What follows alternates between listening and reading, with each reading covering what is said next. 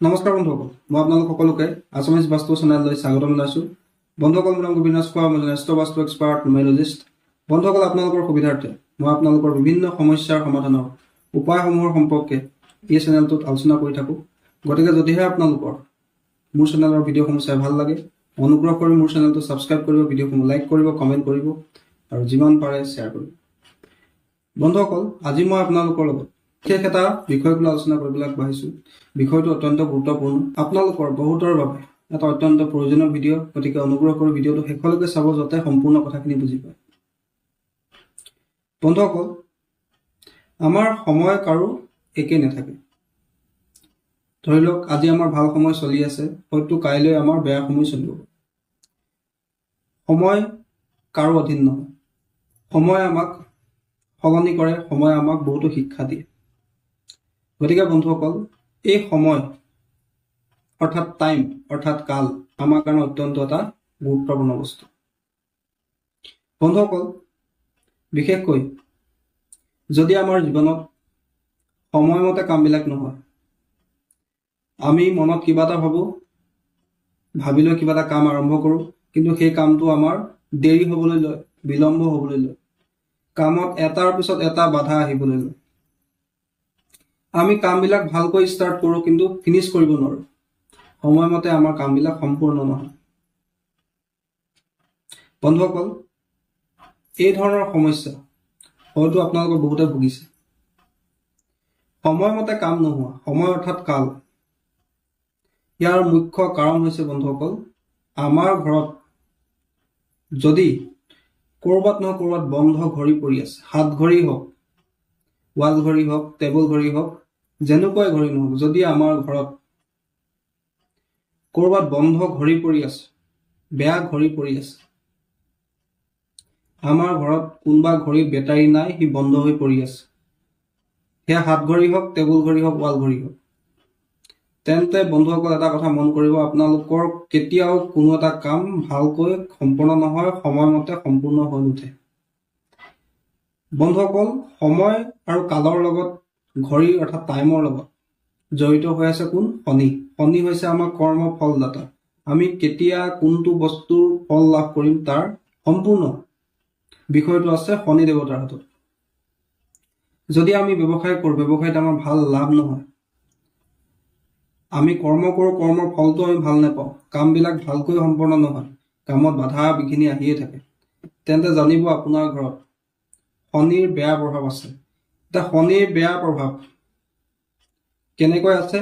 নিশ্চয় আপোনাৰ ঘৰত ক'ৰবাত নহয় ক'ৰবাত বেয়া ঘড়ী আছে, বন্ধ ঘড়ী আছে। আপোনাৰ ঘৰত ক'ৰবাত নহয় ক'ৰবাত, আপুনি যদি ভালকৈ মন কৰে নিশ্চয় লাভ কৰিব যে ক'ৰবাত নহয় ক'ৰবাত বন্ধ ঘড়ী পৰি আছে, বেয়া হৈ থকা ঘড়ী পৰি আছে, যাৰ কাৰণে আপোনালোকৰ কামবিলাক ভালকৈ সম্পন্ন হৈ উঠা নাই, কৰ্মত বাৰে বাৰে বাধা আহিছে, আপোনাৰ কামবিলাক সময়মতে সম্পূৰ্ণ হৈ নুঠিছে। বন্ধুসকল, বাস্তু যিখিনি ৰেমেডি আছে, ৰেমেডিখিনি সাধাৰণতে 3 ধৰণৰ থাকে: 2D ৰেমেডি, 3D ৰেমেডি আৰু 4D ৰেমেডি। 2D ৰেমেডি মানে হৈছে ফটো, পিকচাৰ ইত্যাদি। 3D ৰেমেডি হৈছে ষ্টেচু, যেনেকৈ মূৰ্তি হওক, ইগলৰ মূৰ্তি হওক, আপোনাৰ ফেংচুই লাফিং বুদ্ধৰ মূৰ্তি হওক, কাছৰ মূৰ্তি হওক, এইটো হৈছে আপোনাৰ বাস্তুৰ 3D ৰেমেডি। আৰু 4D ৰেমেডি হৈছে ঘড়ী, যি আমাৰ হাৰ্টবিটৰ নিচিনাকৈ সদায় 24 ঘণ্টাই চলি থাকে। যেনেকৈ আমাৰ হাৰ্টবিটটো 24 ঘণ্টাই চলি থাকে, ঠিক তেনেকৈ ঘড়ীও 24 ঘণ্টাই চলি থাকে। যদিহে আপোনাৰ ঘৰত ক'ৰবাত বন্ধ হৈ থকা ঘড়ী আছে, তেন্তে আপোনালোকে কিন্তু বন্ধুসকল তাক সোনকালে ৰিপেয়াৰ কৰি ল'ব লাগে, অন্যথা তাক যদি সি বেয়া হৈ গৈছে তেন্তে ঘৰৰ পৰা বাহিৰ কৰি দিব লাগে, অন্যথা কিন্তু আপোনাৰ কৰ্মত বাধা অহাটো নিশ্চিত। বন্ধুসকল, যদি আপোনাৰ কামবিলাক এইদৰে বাধাগ্ৰস্ত হৈ থাকে, কামবিলাক সময়মতে সম্পন্ন নহয়, তেন্তে আপোনালোকে আপোনাৰ ঘৰত যদি বন্ধ ঘড়ী আছে, তাক ঘৰৰ পৰা বাহিৰ কৰাৰ ব্যৱস্থা কৰিব লাগে, নহ'লে তাক ৰিপেয়াৰ কৰি বেটাৰী লগোৱাৰ ব্যৱস্থা কৰিব লাগে। সেয়া লাগে হাত ঘড়ী হওক, ৱাল ঘড়ী হওক বা টেবুলত ৰাখি থোৱা ঘড়ী নহওক কিয়। তাৰোপৰি বন্ধুসকল, আৰু এটা কথা, যদি আপোনাৰ এই ধৰণৰ সমস্যা হৈ থাকে, তেন্তে আপোনালোকে এটা সৰু উপায় কৰিব পাৰে যে শনিৰ দিশ হৈছে বাস্তু অনুসৰি পশ্চিম দিশ। যিহেতু আমাৰ কামবিলাক সময়মতে হোৱা নাই, কৰ্মত বাধা আহি আছে, তেন্তে আমি এটা সৰু উপায় কৰিব লাগে যে এটা গল্ডেন ফ্ৰেমৰ ঘড়ী, গল্ডেন ফ্ৰেমটো, ঘড়ীটোৰ ফ্ৰেমটো গল্ডেন হয় যাতে, তেনেকুৱা এটা ঘড়ী আমি আমাৰ ঘৰৰ পশ্চিম দিশত লগাই ৰাখিব লাগে। দ্বিতীয়তে, যদি আমি মনে বিচৰা ধৰণে বেলেগৰ সহায় আমি লাভ কৰা নাই, আমি কাৰোবাৰ সহায় বিচাৰিছোঁ, সময়মতে আমি কাৰোবাৰ সঁহাৰি পোৱা নাই, সেই ক্ষেত্ৰত আমি আমাৰ ঘৰৰ উত্তৰ পশ্চিম অৰ্থাৎ বায়ু কোণত আমি এটা চিলভাৰ কালাৰ ঘড়ী আমি লগাই ৰাখিব লাগে। যিহেতু নৰ্থ ৱেষ্ট বা উত্তৰ পশ্চিম কৰ্ণাৰটো হৈছে ছাপোৰ্টৰ দিশ। যদি আমাৰ জীৱনত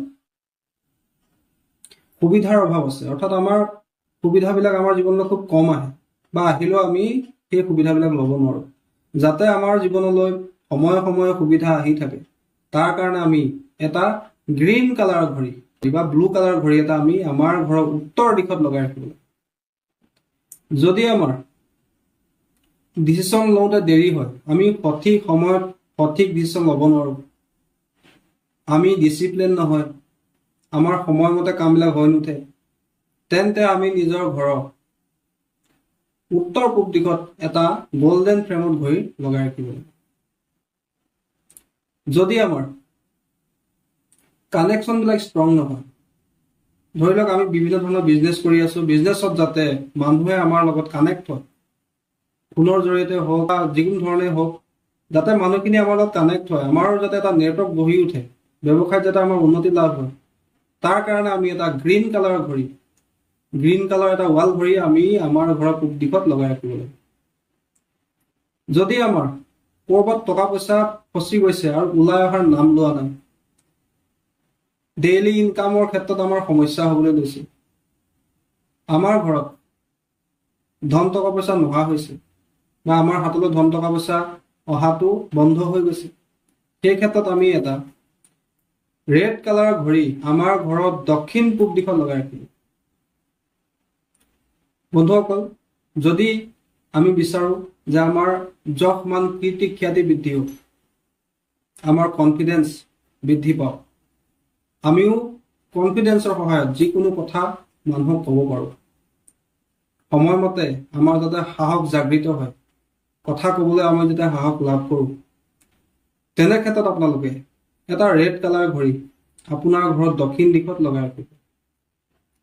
বন্ধুসকল, যদি আপোনালোকে বিচাৰে যে আপোনাৰ নিজৰ কৌশল বা স্কিল যিখিনি আপুনি জানে, ধৰি লওক আপোনাৰ জ্ঞান আছে, স্কিল আছে, হাতত আপোনাৰ কৌশল আছে, তাক যাতে আপুনি ঠিক ধৰণে ব্যৱহাৰ কৰিব পাৰোঁ, সঠিক সময়ত আমাৰ স্কিল ব্যৱহাৰ কৰিব পাৰোঁ, সময়ৰ সময়ত মাৰিব পাৰোঁ, তাৰ কাৰণে আমি এটা য়েল্ল' কালাৰৰ ঘড়ী আমাৰ ঘৰত দক্ষিণ পশ্চিম কৰ্ণাৰত লগাই ৰাখিব লাগে।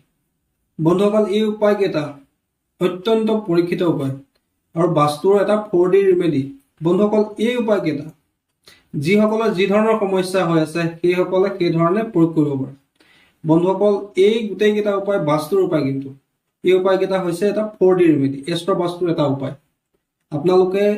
আপোনালোকৰ ধৰি লওক ছাপোৰ্টৰ সমস্যা হৈছে, সময়মতে কাৰো ছাপোৰ্ট নাপায়, নৰ্থ ৱেষ্টত আপোনালোকে হোৱাইট কালাৰ এটা ঘড়ী লগাই দিম।